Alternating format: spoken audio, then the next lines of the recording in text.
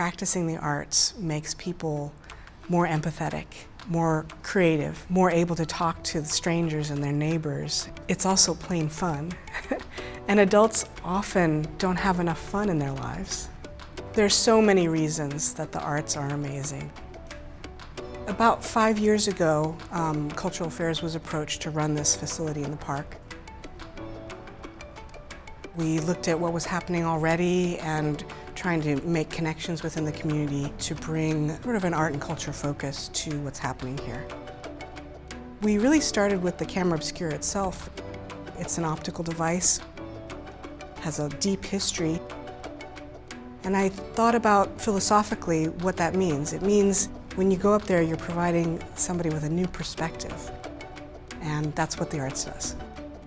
We have a mixture of hands-on activities, artist residency programs, and pop-up events here.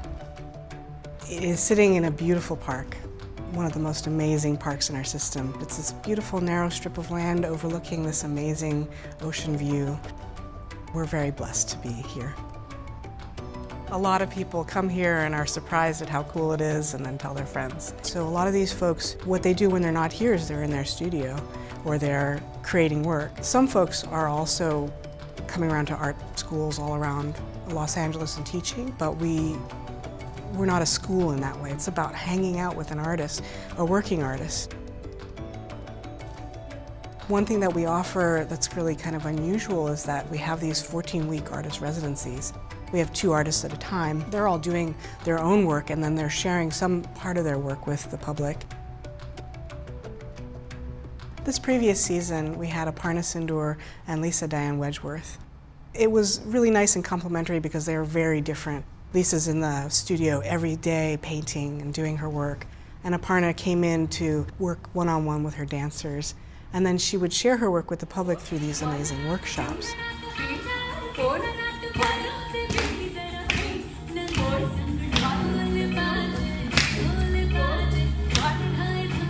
She did these Bollywood dance classes and Indian martial arts classes, things I'd never heard of that were really cool.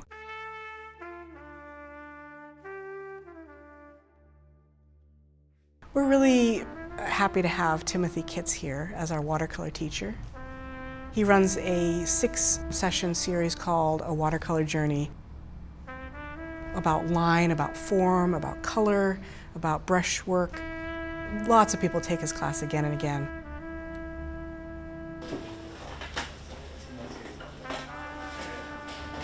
So the public can come one 14-week period and do a lot of printmaking.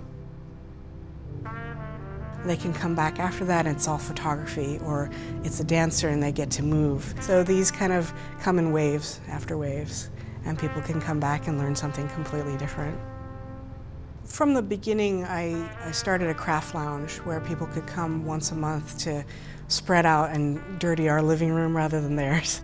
So people would bring their collage projects or beading, a little bit of tiny woodwork and jewelry making.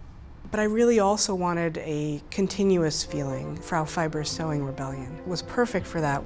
So now every month, in addition to Craft Lounge, Sewing Rebellion folks come in. We have our shared sewing machines, and people can learn different techniques. For the next 3 months, the focus is on the problem of the t-shirt. We're drowning in t-shirts, and they're made under sometimes morally, ethically questionable conditions around the globe. They're reusing t-shirts and making dresses, making bags and things like that. The focus of Sewing Rebellion is about getting people to understand how much work it takes to make what we take for granted, and then also empower people to do their own. It's not do it yourself, it's do it together, which I think is really great. So DIYs is great, but now we're into doing it as a community. Frau Fiber came in with a project called Tailor Made, which she had brought to different cities in the US. She creates a tailor shop and invites people to bring items that they want repaired. She had this amazing little wheel of wages that people could come and spin. The wheel was divided into different pie pieces, and each of those pieces had a different country on there: Cambodia, Colombia, Honduras. On those pie pieces was the hourly wage of garment workers in those countries. People spun the wheel, and then they would pay whatever that hourly wage was for Frau Fiber's work. She sat here for hours and hours making, repairs. People ended up paying $2.38 or, $6. Each person then got to sense what the impact of their purchasing was doing across the globe.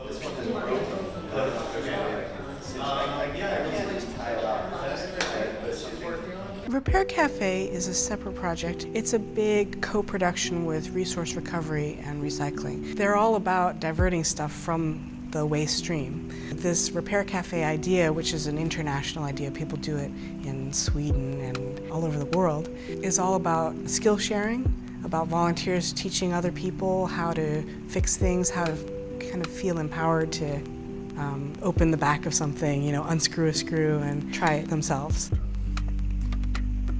This project is kind of a nice fit here. It's not completely arts-driven, but it's culturally very significant. I think that Santa Monicans are really interested in recycling, in the environment, in what they can do to lessen the impact of all of our lives, all of our modern lives. So people bring their toaster and say, you know what, I'm not going to throw it away. I'm going to learn how to fix it. This year is the 120th anniversary of the Camera Obscura in Santa Monica. Sort of as a commemoration of this momentous occasion, we talked to Echo Park Film Center about doing something, and they came up with this documentary idea, which perfectly fit the situation.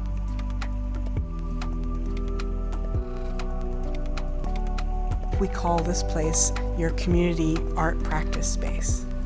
Exercising your creativity can really change your life in other aspects. As taking up running can change how you are at work. Taking up an instrument can change how you see other people's perspectives.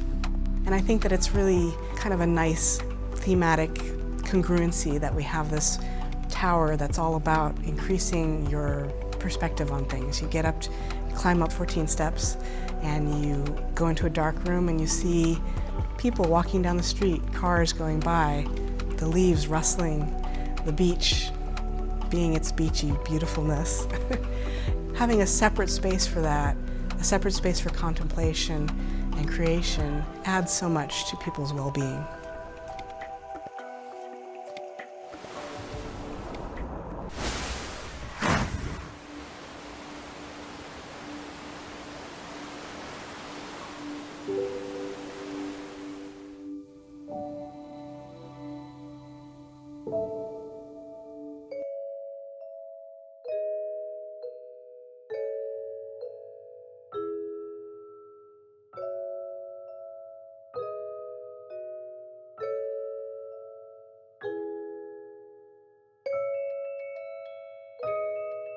It's not a commercial experience.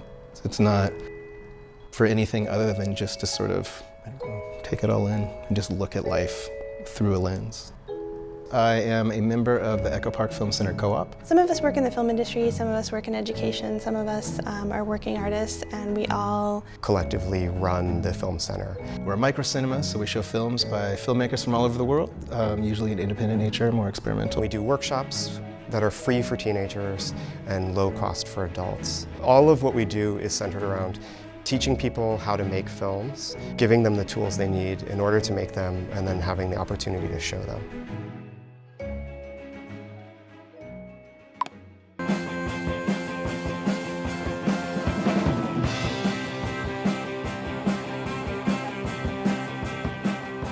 A lot of people tend to be a little nervous about working with film on film and say that film is dead and why aren't you just working digitally, but film is actually still a very vital art form. I always explain to people that it's kind of the difference between working in pencil and working in pen. You're drawing, you're just using a slightly different medium for both, but both have different qualities to them, and that's kind of how film versus digital works. We're super excited to be in residence at the Camera Obscura Art Lab, and we're doing a month-long residency here. We're doing a series of workshops that invite people to come and engage in various modes of cinema making and storytelling, maybe in a more analog, hands-on way than people traditionally think about filmmaking now in a digital age.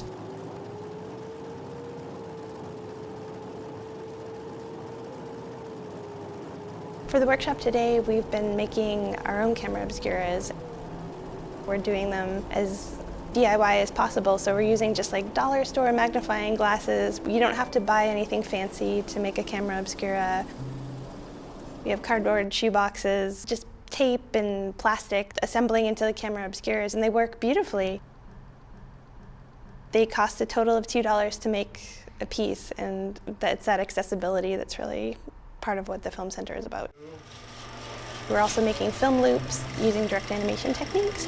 You can just take a piece of clear, blank film and then draw on it with magic markers, tape the ends together, and it's just this infinitely playing loop on a projector, and it's one of those really immediate things you can do. It's also like the cheapest way to make a film is to just like grab a piece of clear film and just draw on it, and then boom, you have this like kind of magical instant film.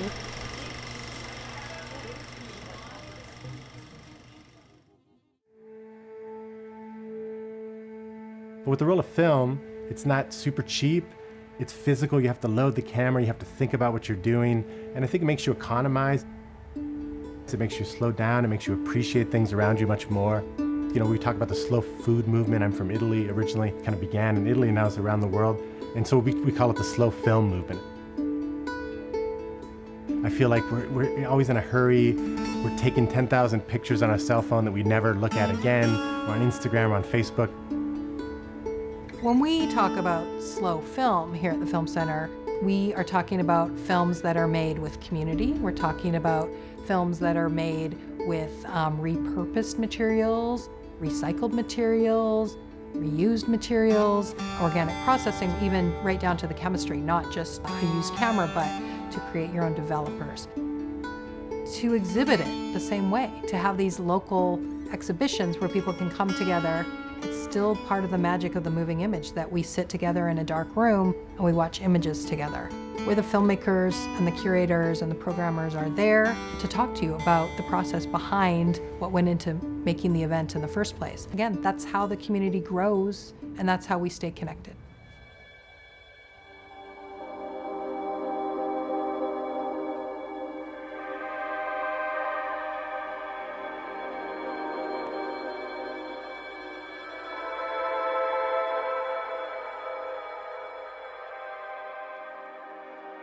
Starting in 2010, we've done 18 city symphonies, Sound We See projects all over the world.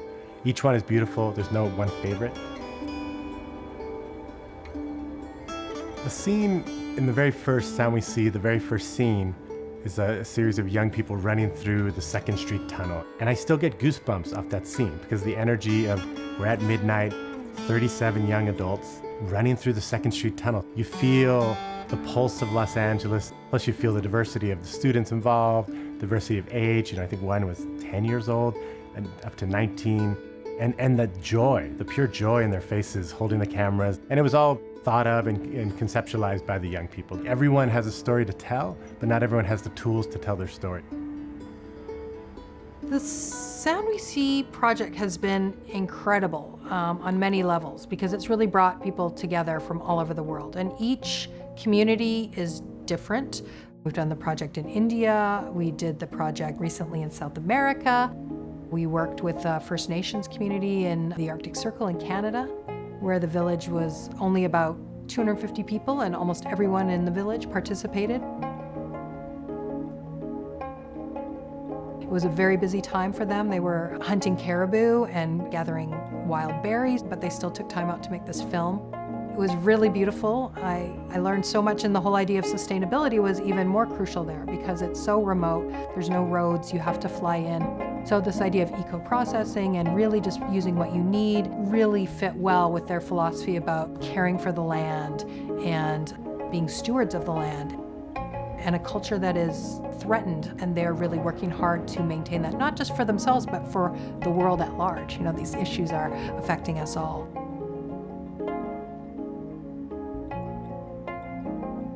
When we got invited to do the Art Lab residency at the Camera Obscura, we are also invited to do a collective project. It's the 120th anniversary of the Camera Obscura. We should celebrate that. I'll Be Your Mirror is a nice reflection of that beautiful month we spent there. These projects allow me to learn from people too. When we go to make these projects in different cities around the world, the people that live there are the experts. We're providing some tools and some mentorship on some new techniques, but they're the experts. Now there's 18 of these films, and they talk to each other. You know, there's almost always a scene with people eating. There's almost always a scene with a river. There's always a scene with nature. It's interesting, you know, what people bring to the table that are these individual voices, but it becomes this universal story. Somehow, film, it has this timeless quality that pulls us all together. Let's make art together. It's the only thing that's really going to save the world, right?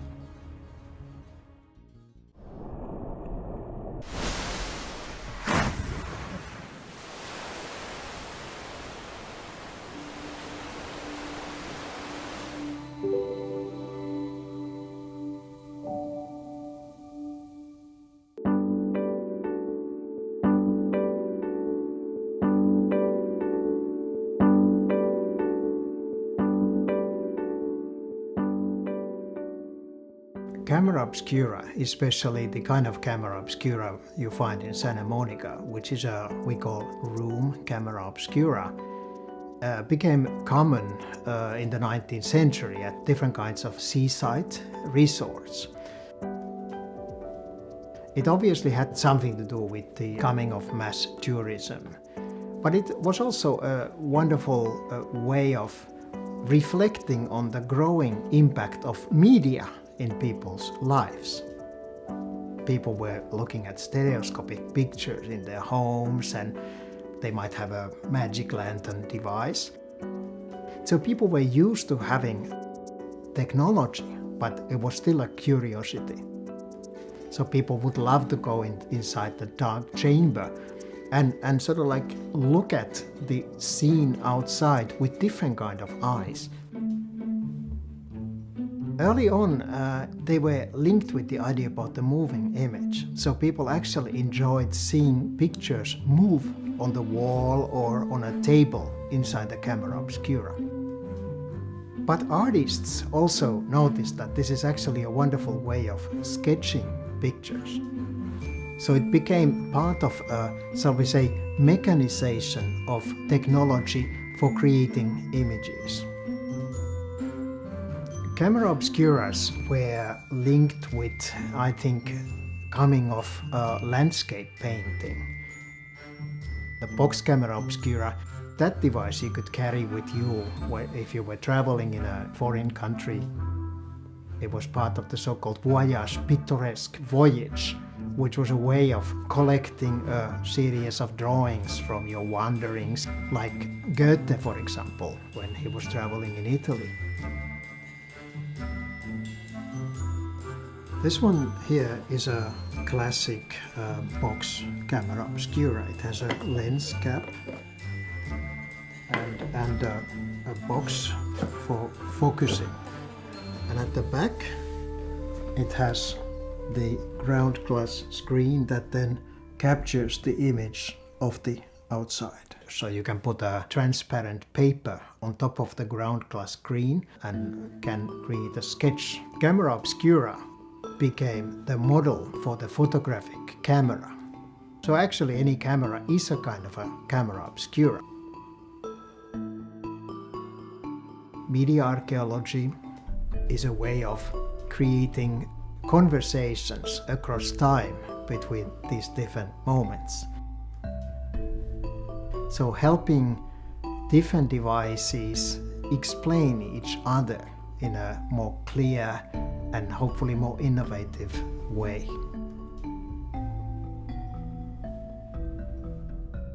My media archaeology, I think, started more like with the first wave of virtual reality around 1990.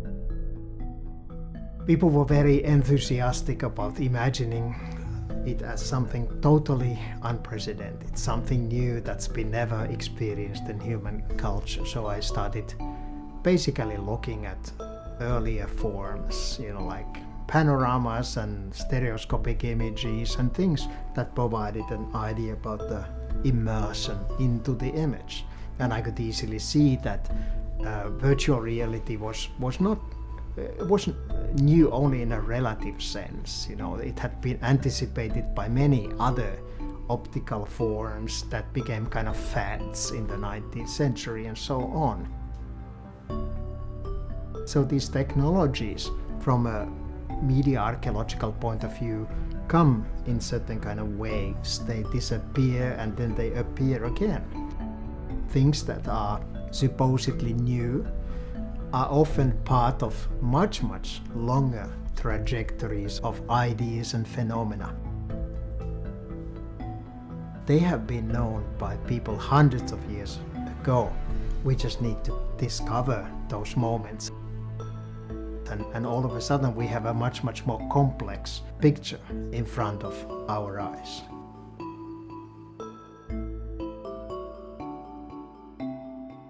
This thing here is a magic lantern. It's about as far as the magic lantern got in terms of technology before the movies. This one has 3 lens tubes, so I would put pictures here one by one, and then I could block these, you know, to cause effects. I could use this kind of a shutter plate here to make like vertical wipes. There are gas lights inside, so I could basically create a pretty fantastic and complex show. But with movie projectors this no longer made sense, so these devices little by little disappeared.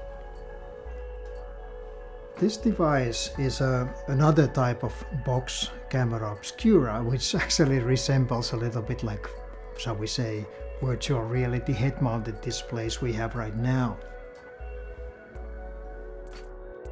This device was invented in the beginning of the 19th century as a kind of a improvement of the camera obscura.